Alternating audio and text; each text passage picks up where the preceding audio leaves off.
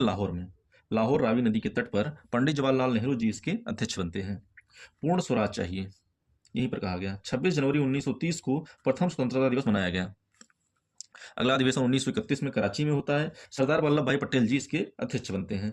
मौलिक अधिकार की मांग रखी गई। इसी अधिवेशन में गांधी जी ने कहा कि गांधी मर सकता है लेकिन गांधीवाद नहीं। कराची अधिवेशन।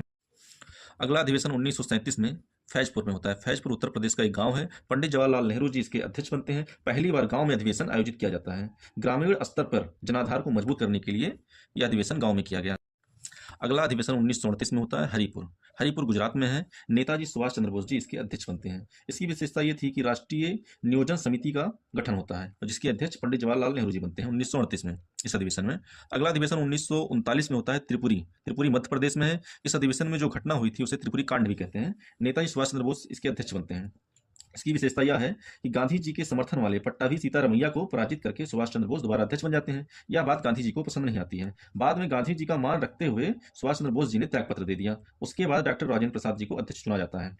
1939 में इस्तीफा देकर के नेताजी सुभाष चंद्र बोस ने फॉरवर्ड ब्लॉक का गठन किया। अगला अधिवेशन होता है 1940 में रामगढ़ में। रामगढ़ झारखंड में है।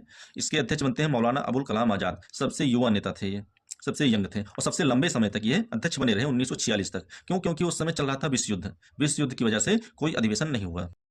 1946 में दिसंबर महीने में मेरठ में कांग्रेस का अधिवेशन होता है जिसके अध्यक्ष बनते हैं जेबी कृपलानी। यह आज़ादी के समय अध्यक्ष बनते हैं जेबी कृपलानी। उसके बाद इन्होंने पद छोड़ दिया और डॉक्टर राजेंद्र प्रसाद अध्यक्ष बने।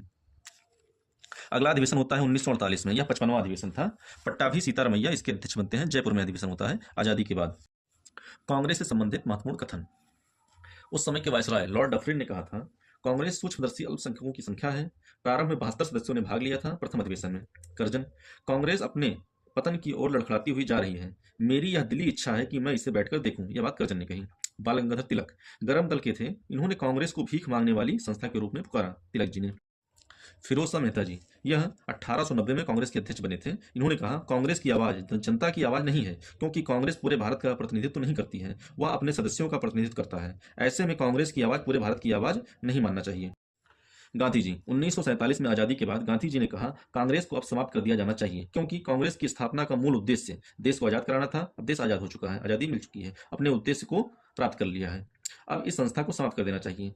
चूंकि कांग्रेस पूरे भारत में एक विशेष पहचान बना चुकी थी, इसलिए गांधी जी के इस सुझाव को नकार दिया गया और कांग्रेस देश की सबसे बड़ी पार्टी के रूप में बनी रही।